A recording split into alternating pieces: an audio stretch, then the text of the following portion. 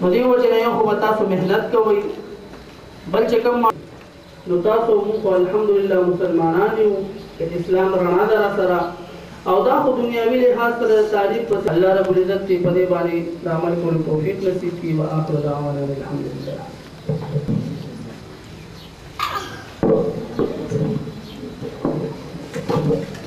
اخیر خپل استاد محترم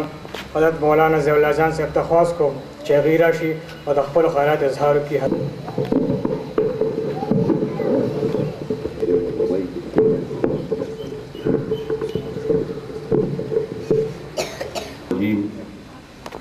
بسم الله الرحمن الرحيم.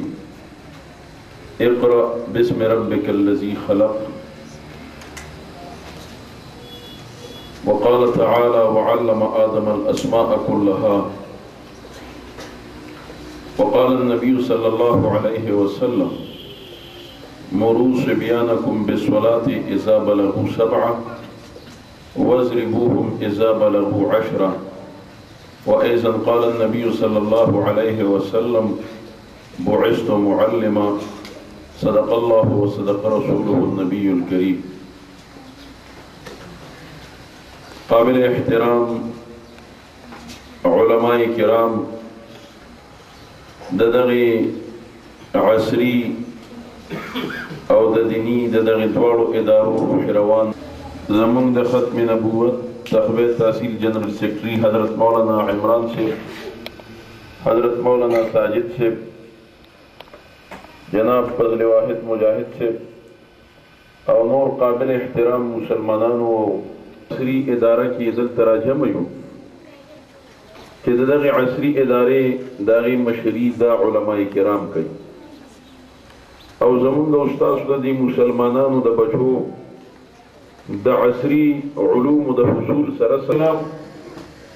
د میډیا باندې یو پراپګاندا پکې ده، خو د میډیا سره راځي چې دا د علماو اختیار کې نه وو، که هغه پرنټ میډیا وا که الکترونیک میډیا وا. البته اوس د سوشل میډیا په ذریعه باندې د هغې څه نه څه جوابات کېږي. هغه به دي دا خبره کوله چې دا علماء کرام او دا طلبه او دا دینی مدارس دا د ترقۍ په لار کې یو رکاوټ ګرځېدلی دی، او دا د سکول او د کالج او د دې عصري تعلیمي ادارو دا خلک د دې مخالف دي. دا بالکل بی بنیاده خبره وه، خو چونکې د علماو سره د میډیا په لاره باندې داسې څه چې د دې خبرو جوابات یې کړی. دین اسلام او علماء کرام هغه مسلمانانو ته د دې خبرې ترغیب ورکوي چې تاسو دې په دې عصري علومو کې هم د اغیارو په مقابله کې د تاسو مضبوط یې. وَأَعِدُّوا لَهُمْ مَا اسْتَطَعْتُم مِّن قُوَّةٍ. قرآن پاک کې الله فرمایي چې د دشمن مقابله کې تاسو قوت حاصل کړئ. دا د قرآن پاک اعجاز دی چې داسې ټکی استعمال کړی چې د قیامته پورې په هره شعبه د مسلمانانو باندې دا پټ کېږي. او حضور مبارک بیا د هغې تشریح کړې ده. نو د نبي علیه الصلاة والسلام کلام هم د فصاحت او د بلاغت قرآن پسې دویمه درجه ده د هغې. حضور مبارک د دې قوت تشریح کړی ده، وایي الا وهو الرمی. دې ته ګزار ویلی کېږي چې دشمن درنه مقابله کې وړاندې د شي د هغه د رانیو کوشش وکړه. که دې چېرته کې تا سره میدان جنگ کې مخې ته راځي نو چې دا کومه وسله د هغه سره ده چې د هغې نه مضبوط مسلح دی، که دې چېرته کې ستا په تهذیب او په ثقافت باندې حمله اور کېږي، په سیاسي میدان کې نو چې تا سره خپل اسلامی قیادت موجودی چې د هغې تعاقب کولی شي، که دی د تحریر او د تصنیف په انداز کې، دی د میډیا په انداز کې دی چې کوم دی نو اثر انداز کېږي او د اسلام د یو وحشت نه ډک صورت او شکل دنیا ته وړاندې کوي، نو چې ته په هغه لاین کې د هغې مقابله کولی شي. وَقْعُدُوا لَهُمْ كُلَّ مَرْصَدٍ. الله وایي چې ګورې په یو لاره درنه دا خلک مخکې نه شي، که د ساینس او د ټکنالوژي، که د عصري علومو د ادارو سره د هغې تعلقي، که د هرې خبرې سره تعلقي چې مسلمان دی د هغې نه په دې کې وړاندې. په دې وجه باندې ابن عربي رحمه الله شارح د بخاري دی، هغه وایي ما به د اهم کارونو باندې سوچ کو نو وایي زه په دې نتیجه باندې ورسېدم چې دنیا کې د درس او د تدریس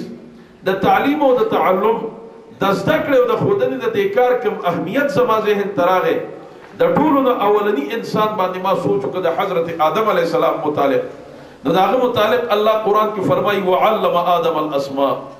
آغاز او ابتدا که د هغه د تعریف نه شوې ده نو هغه دا دی چې الله وایي زه معلم ما او دی مې شاګرد ما ورته دا هر څه ښودلي دي په حیثیت د معلم هغه ته ما ښودنه کړې ده او بیا مې هغه په جنت کې یو کلاس مقرر کړ آدم علیه السلام ته وی چې اوس په دې هر څه دا فرښتې پوهه کوه نو د دې تعلیم او د تعلم د دې ابتدا او آغاز دا الله د دنیا نه د جنت نه کړی د ازل نه دا خبر را روانه ده چې حضرت موسی علیه دا حضرت آدم علیه السلام تمام فرښتو ته الاسماء راغلي دي او علماء کرام فرمایي چې دې کې د عصر علوم ته اشاره ده چې دا هغه وخت او د زمانه سره موافق کوم خبرې وي دي هر څه باندې حضرت آدم علیه السلام پوهه او فرښتې په پوهه کولې دا د هغه د خلافت او د دنیا د مشرۍ لپاره چې کوم دی معیار او د فضیلت وړ ګرځېدلی دی چې د دغې خبرو زده کړه فرښتو ته حاصله ده او حضرت آدم علیه السلام په هغې باندې پوه او زمونږ حضرت شیخ حسن جان صاحب رحمه الله چې دا یو ډېر عظیم انسان د ډېر لوی علم خاوند تیر شوی دی هغه به وی حضور مبارک فرمایل چې کان آدم یتکلم ب7,000 لغه چې حضرت آدم علیه السلام په 2,000 لغت باندې خبرې کولې او مولانا سنجان صاحب رحمه الله کې 2,800 جبې راځي دي نو حضرت آدم علیه السلام ته چې کومې جبې زده وي نو محترم عزیزانو اوس لا د هغې نیمې ته نه چې درېیمه حصه لا موږ نه ده پوره کړې نو ته د یوې جبې د انګریزۍ د زده کړې دپاره څومره حصول کې د هغې دپاره څومره تګ و دو چې کوم دی صاحب کې دا حضرت آدم علیه السلام ته ټول زده وي په دې وجه باندې که دنیا کې ایجادات کړي دي نو دا محترم عزیزانو د قرآن که موږ او تاسو مطالعه وکړو دا تمام انبیاء کرامو کړي دي نن که تا سره یاره ده چې په بحیر عرب کې د امریکې بحري بیړه ولاړه ده نو یو سړي وي او یا خو بیړه نه ده خو تمام ایرپورټ دی 2,500 جاسونه چې کوم دی په هغې باندې ایټ ټایم لینډینګ کوي نو دا دومره لوی شی راخطا کړی دی نو ما ورته وایي په هغې به 2,500 جاسونه کیني چې کومه بحري بیړه د ټولو نه اول دنیا کې ایجاد کړې ده دا خو آدم ثانی کړي حضرت نوح علیه السلام واصنع الفلک باعیننا ووحینا الله وایي ما ورته حکم وکړ چې د سیلاب نه د دفاع صورت او ذریعه چې ده دا به د بحري بیړۍ په شکل کېږي نو حضرت نوح علیه السلام هغه تیاره کړه او دارنګې د تمامي دنیا کې څومره صناور دي یو نر او یو ماده دې دپاره په هغې کې باقاعده کلاسونه ساس کړي او هغې ته چې کوم دی وریخو دي دا څومره ځناور که ما ته تښکاري او که څه نه راځي دی په هغه بحري بیړه کې چې کوم دی صاحب د ځان سره ځای کړي دي نو په دې وجه باندې محترم عزیزانو نن که ستا د یو بچي د کالج نه د وتو یا دارنګې چې کوم دی په انټري ټسټ کې د کامیابۍ دپاره د ټولو نه لویه کامیابي او سړی دا ګڼي چې د هغه بچی میډیکل ته لاړ شي د هغه بچی څه وشي میډیکل ته لاړ شي که د هغې نه پاتې شي چې بیا انجینیرنګ ته لاړ شي راشه د میډیکل او د طب په شعبه ناکامه کړي د حضرت عیسی علیه السلام زمانه وه د هغه 4 معجزې قرآن ذکر کړي دي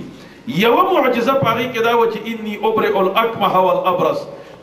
دا عروج ته رسېدلي وو انتها ته رسېدلي وو صاحب دومره ماهرین د طب ماهرین وو لیکن د 2 بیمارانو علاج هغه ټایم کې چا سره نه و داسې لیبارټرۍ نه وې داسې چې کوم دی د سرجیکل سنټر نه وې چې د هغې خبرو به چې کوم دی پکې علاج شوی وې یو دا دی چې یو بچی به د مور نه ړوند پیدا شه د مرض علاج ورسره نه و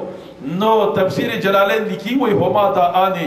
اعیی الاطباء دا دواړه داسې بیمارۍ وې دې چې کوم دی صاحب دا هر څه د هغه زمانې طبیبان یې ستړي کړي وو 50,000 مریضان دا به عیسی علیه السلام ته د ورځې یومیه ودرول هغه به فیچوب کو دا ټول د چا پلار موږ ته داسې یو کلینیک د ډاکټر نشي خولی چې ده به په ټول عمر کې 50,000 مریضان کتل نو که د طب او د میډیکل شعبې ته ځي دا د قرآن چې کوم دی نو اشاراتو د نصوصو باندې دا خبرې ثابت دي د حضرت عیسی علیه السلام نه لوی چې کوم دی محترم محسسانو لوی سرجن او دارنګې د هغه نه لوی فزیشن په دنیا کې بل نه دی تېر شوی په دې وجه باندې قرآن دا د هغه په معجزاتو کې چې کوم دی صاحب بیان وکړ نو محترم محسسانو که موږ او تاسو که د اوسپنې څومره کاریګري ده نن که د نواز شریف سټیل میلې دي یا بل څه دي یا بل څه دي دا صنعت په حضرت داود علیه السلام کولو کړی دی په دنیا کې نو قرآن پاک دا غي د چې کوم دی صاحب تاسو اشارات باندې دا خبرې را معلومولی شئ په دې وجه باندې محترم عزیزانو حضور مبارک په فرمایل زم دنیا ته به حیثیت د معلم راغلی نو د علماء کرامو ذمہ داری دا نن کومګه علماء کرام د بعضی ادارو متعلق څه خبرې کوي نو دا د انګریزي یا دا د کیمستري یا دا د فزکس دا د هغې په زده کړه باندې رد نه خو علماء کرام د دې خبرې چې کوم دی فکر ورسره چې د انګریزي په زده کړه کې د انګریز تهذیب چرته کې قبول نه کیسه چې تهذیب دې د مسلمانی چې یہ مسلمان او بهترین ډاکټر به یہ مسلمان او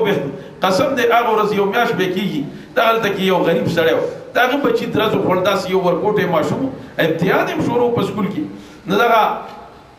نیر باندې هغه لاس په چې ورولي هغه کس ناس ټوټي مې کې دي نو خسرې د اکثر ول خلک ورشي بعد ډاکټر لچ ورشي نه پیردونه شروع نو سره ډاکټر بتا دا وایي یار مال 40000 راکه 50000 راکه هغه ته 200 ورکه او کار به برابر شي ډېرې خبرې خو ډاکټر له تلو دی وجه نه پاتې دي نو هغه الګ له غلاس چې کم دی وای دا کلیک شوی دی او دا غیر نه ولا هغه پلیستر ته چې هغه پلیستر ته تو کا پلار ما ته په سبب وی مولوی صاحب دا الګ هغه لاس دړ کو وای ما مردان ته چې کم دی نو یو ارتوپیډک سرجن لور وست وای هغه بار ایکس ری نو لګلم ایکس ری مې بار ځای کې وکړه دا غیر خپل پیسې ورکړي بیا دا پټي وای بیا هغه ایکس ری چوک ته ماته وی چې لاس بالکل ټیک ورغله صحیح دی البته د دغه ته لک سخت او کړو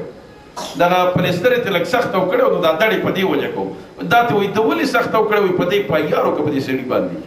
او نو هغه دې 3.5 دا پلیستر د تاول وخیستی او دا رنګ ایکس ری خپل کړی دا بره په وته لیکلو وای تش د دې دوه خبرو 2.5 روپۍ کی فیس واخیسته ما ته وی قسم دې ما 3 روپۍ پردای په جیب کې وړې د ځان سره چا دې قرض واخیستې نو ما ورته وی دی استاد وی چې پاغې فایارو کا خو لیکن دغه د میډیکل د شعبې د اوته د خود مسلمانی زده کړې نه نصیب چې محترم عزیزانو زمونږ د علماو کوشش دی چې یو استاد بچی ډاکټر هم شي خو چې د معاشرې یو بهترین انسان وي د یو بهترین مسلمان وي دا څنګه نه چې سرمایه وي نن البیرونی څوک دی دا مسلمان نه دی نن چې کوم دی نو محتاج جو اسلاف سے میراث پائی تھی سوریا نے زمین پر آسمان سے ہم کو دے مارا استاد دا اغي انګلیسي ته ترانسلیټ کړی دی او نن پتا باندې په کمرانی کې نو دا ست خبره کمزوري ده په حیثیت د لیکچرر او د پروفیسور راغلی ما او امدقه د نبی کریم صلی الله علیه وسلم طرز تعلیمو شیخ عبد الفتاح ابو غده رحمه الله تعلیم او دغه اسلوب تعلیم هغه په داسې انداز باندې چې هغه د عربو دنیا ځان پسې روانه کړه ابو هغه معلم په خپل بچي خفه کیږي خو د حضور مبارک د زمانه خلک دا په خپل اولاد کې خفه شوي دا جمدی خخ کړی دي اوس مکه معظمه کې هغه ځای چې کوم دی نو دغه شان ته ډاګه پرته ده چې کوم ځای کې باغی خپل بچي جمدی ورخول سي هغه شته حرم سره نږدې دی هغه ځای نو په دې وجه باندې محترم عزیزانو هغه معاشره ته نبی علیہ السلام راغی او داغه د تعلیمات او د تربیت اثر بیا داو چې د یو لاک سلیری سره صحابه کرامو هغه جماعت پکې تیار کړ چې بیا په جنگ یرموک کې اوه کسان شهیدان کیږي یو وای دا جام دل ورکه د تند په حالت کې چغوي بل وای دل ورکه بل وای دل ورکه اوه واړه ته کې شهیدان شو لیکن جام د جام وروړو کې سره غشان ته ډک پاتې شسه دا ایثار او همدردی پکې پیدا کړه دی بیا بیمار علالای نسه دی چې کوم دی محترم عیسانو چې د مسلمانی ستکلن دی ډاکټر می دی بهترین مسلمان می دی انجینیر می دی بهترین مسلمان می د دغه خبرو د حصول لپاره د داسې ادارو انتخاب پکار دی چې ال تستاد بچی د هغه چې کوم دی د عصري تعلیم د حصول سره سره داغه چې کوم دی دینی تربیت چې کوم دی سیب خاموشي ځکه محترم عیسانو نبی علیہ الصلوۃ والسلام فرمای مروا صبیانکم بالصلاة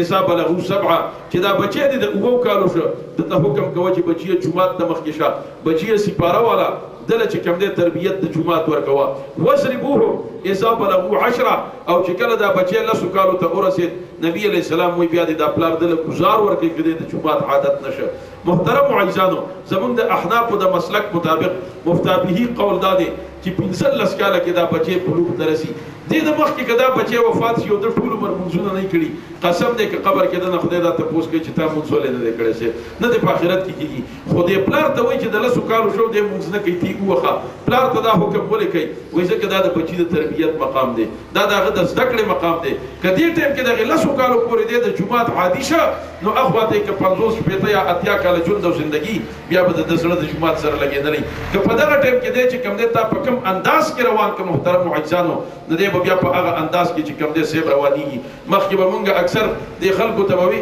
اوس ته چې راشي به ګوره د علماو یا دارنګ د مذهبي خلکو د دې مرسته او ملګرتیا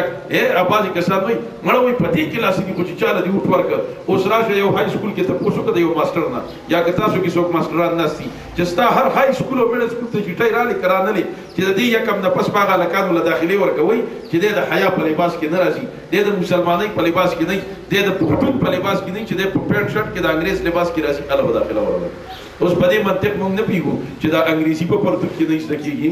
دا میتس په کې نه زده کیږي دا پیسې مو په دا ټولر څخه په پرتګ کې یاد کړو مخه تم لمن بو شاته هم لمن بو ځکه دا لمن دې ته پښتانه چې کوم دی حیا وای مونږ چې د بیزتۍ نه چرته کې تعبیر کو یو سړی وای چې پلاني زما بیزتی وکړو خلک سوي یره وای پټک مجلس کې لمن رمن واړول نو لمن لر کول دا خو مونږ بیزتی ستاده بچینه نن ستا صوبې وزیر تعلیم مخه ته لمن هم لر کوي شاته لمن هم لر کوي بچی دي د هر طرف نه بیزته کوي ته په دې باندې چې کوم دی پچرت کې سي نو نن ستا تمام تعلیمي ادارو ته چټای رالی نو چې ته په دغه دوران کې چې زما بچي د غریب بچي روان دي سکول ته پرایمري سکول ته زی میډل ته زی او داغه د دې ټیم نه چې کوم دی په پینټ شرټ کې داغه تربیت وشو نو سبا به د حیا لباس چرته واچي شي دی بیا د حیا لباس نشي دی خو د حیا لباس لا اچي چې د مفتی اسماعیل صاحب سره داغه تربیت شوی شي نو محترم معززانو مقصد د خبره دا دی چې د علماء کرام کوشش دا کوي چې تاسو بچو له بهترین تعلیم دنیاوی تعلیم هم چې کوم دی په بهترین انداز کې ورلور کوي خو لیکن چې د هغه په مسلمانی چې کوم دی سیب یې نشي مسلمانی دا هغه چې کوم دی سیب په دې باندې پاتې نشي دا د اولاد چې کوم دی حق دی او دا د والدینو فریضه ده نو که چرته کې والدین دوی په دې خپل فریضه کې کوتاهي کوي نو اولاد د حق نه محرومه کوي دغه بچی چې سبا غټ شي چې دغه دینی تربیت په ماشوموالي کې اونشه نو دی به سبا بیا پلار نه پیژني شي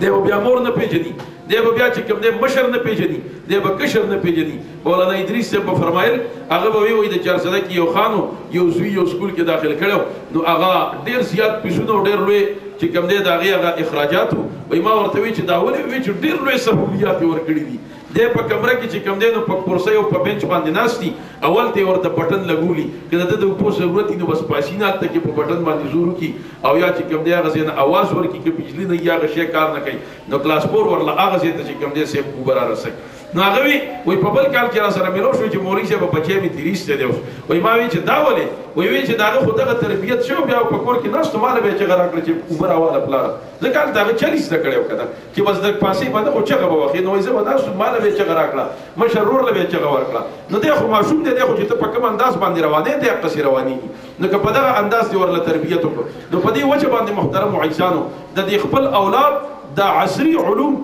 دا چې کوم دی په داسې ادارو کې په حاصل کوي محترم معززانو چې الته کې کم از کم مشري دا چې کوم دی نو د علماوي د مذهبي خلکو د دیندارو خلکو نو استاد بچي با د عصري علوم او د تعلیم او د حصول سره سره دا به چې کوم دی یو بهترین مسلمانی دی که سبا غټ شي دی به پلار پیژني دی به چې کوم دی د پلار حق پیژني دا غوښوي غټ افسر دی او دا غي نه مخکې ماته صفات کوو یره مولوی شپ دا زما د ازوی چې دی دا په ډي ام جی ګروپ کې دی او دا ډي ام جی ګروپ والا افسر دی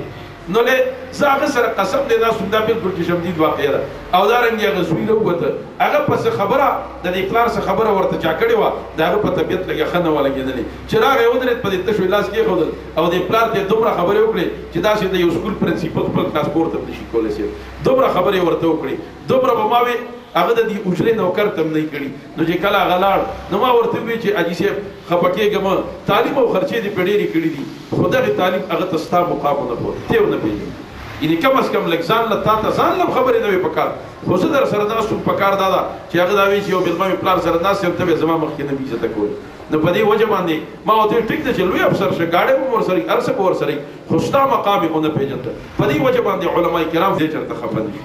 خو چې دینی تربیت دی ورله کړي نو بیا به دغه دینی تربیت والا بچي په مزه باندې خبره کوي چې چرته دا پلار یا دا مور نه خپل دي دغه فرق په پکې محسوسه وي نو ان شاء الله تعالی چې تاسو د خپل بچو ربط او تعلق د داسې ادارو سره قائم کړئ ان شاء الله تعالی چې دغه بچي په دنیا کې په کار باندې راځي او دا رنګ چې کوم د آخرت د خوشحالو سبب او ذریعہ چې کوم وکفا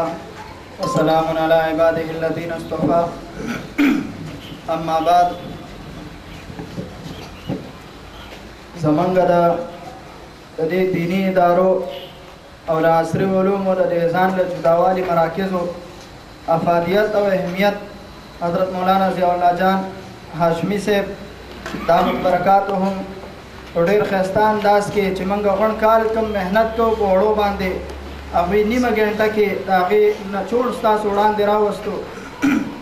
او تاسو ته د هغې په هکله سره یو ښایسته انداز کې خبره وکړله. کومو ماشومانو والدین راغلي دي سرپرست حضرات، د هغوی هم شکریه ادا کوو چې زمونږ په میشن کې هغوی موږ سره مرسته وکړله، زمونږ تعاون کوي. دا یقینا زمونږ سره زمونږ په میشن کې مرسته ده. صرف 10 منټه وخت راکول هم زمونږ دپاره موږ په دې خوشحالیږو چې زه شکر الحمدلله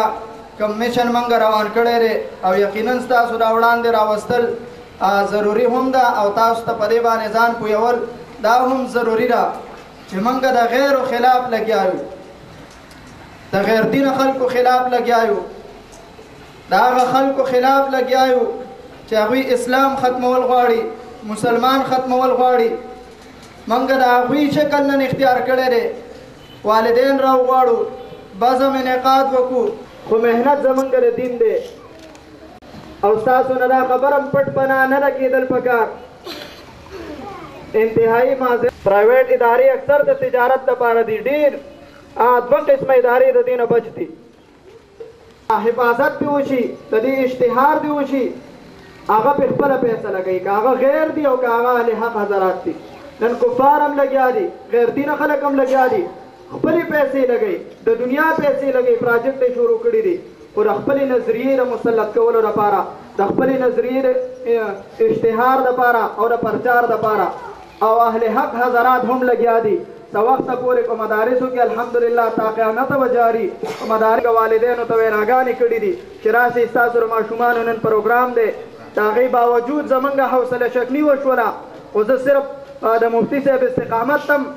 خراج تحسین پیش کوم او خپل هم ځان ته د الله رب العزت ذات ګواه ګڼم چې زمونږ جذبې نه دي ماتې شوي. چې دغلته کمی ډېر زیات دی چونکې د دغه والدین هغوی سره مرسته نه کوي چې د دوی د صحیح تربیت وشي. نو دغه موږ داسې نه پرېږدو، په هغوی به موږ سیوا د دې نه محنت کوو، سیوا خواري به ورسره کوو او کومو ماشومانو د تپوس دپاره چې والدین راغلي د هغوی شکریه هم ادا کوو، خراج تحسین هم پیش کوو چې زموږ په میشن کې ستاسو د غونډو شکریه ادا کوم او د دې وړو چې کوم محنت کړی د هغوی د انعاماتو مرحله شروع کېږي. د سیکنډ پوزیشن اخیستی دی محمد حسن، په نرسري کلاس کې محمد حسن.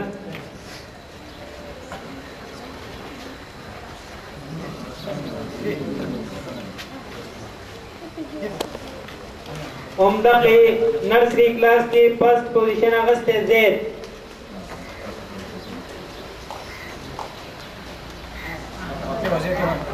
د نرسري نه پس به اوس انعامات ورکوو پریپ کلاس والے ته.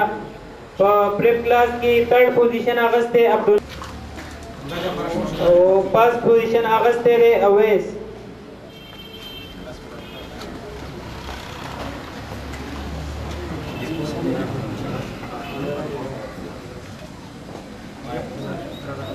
اول کلاس کې 3rd پوزیشن اخیستی دی حبیبہ سلیم. 2nd پوزیشن اخیستی محمد طیب او 1st پوزیشن اخیستی دی خدیجہ داؤد.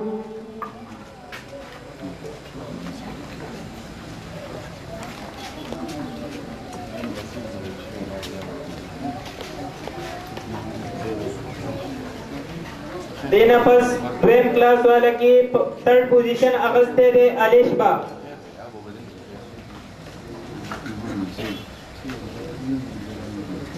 2nd پوزیشن اخیستی دی عبدالصمد. 1st پوزیشن اخیستی وجیحہ احسان. غم نه راغلی. دریم کلاس کی 3rd پوزیشن اخیستی حارث عمر. 2nd پوزیشن اخیستی ہبہ احسان هم نشته. 1st پوزیشن اخیستی زین الوهاب.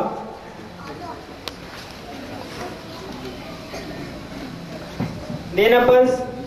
د 4th کلاس والا ماشومان دی 3rd پوزیشن هغه کې اخیستی محمد حسن.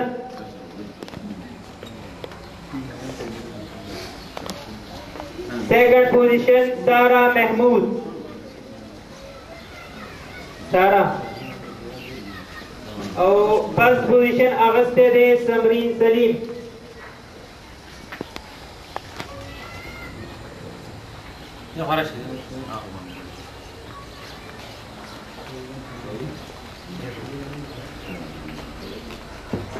دا پنځم کلاس کې حسنا فرست پوزیشن اغسطه دیتا چونکه نور کلاس کې واړه نشته دی نو بس هم د دې دا یو پوزیشن دی. فلمانو چا چې په خپل کلاس کې کم پوزیشن اغسطه اوس د ټول سکول تمرین سلیم دویم پوزیشن اغسطه د پنځم کلاس حسنا.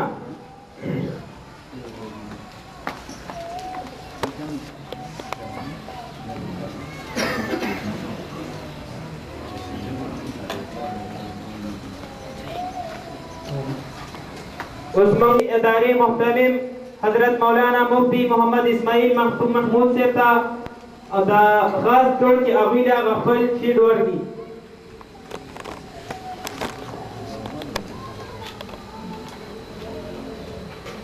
جزاک الله.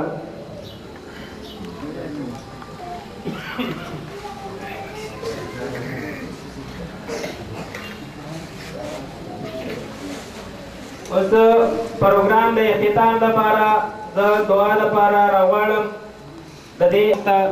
دعایه کلمات وکړي حضرت مولانا محمد اسماعیل صاحب.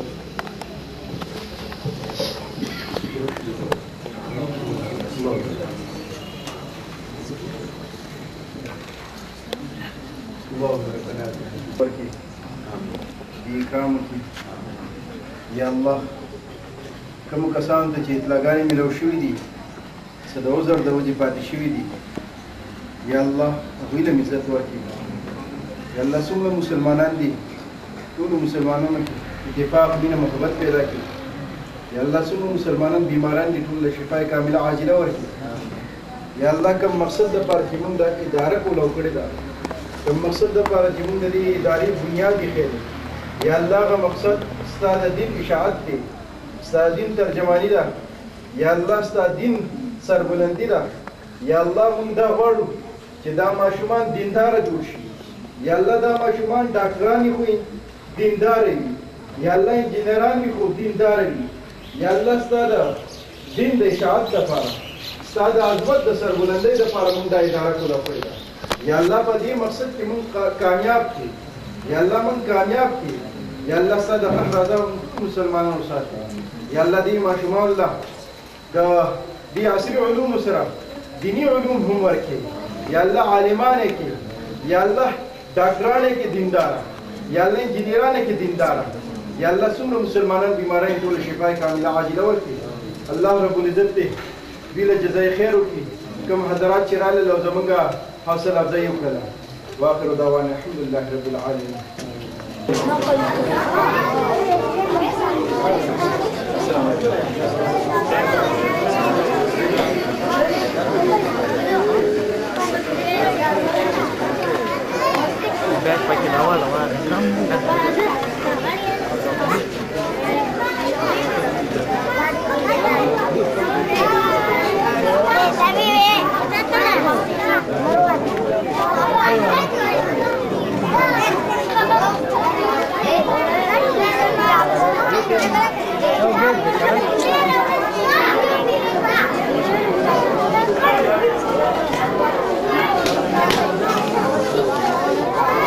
تاسو ته ډېر ګرانو د قدر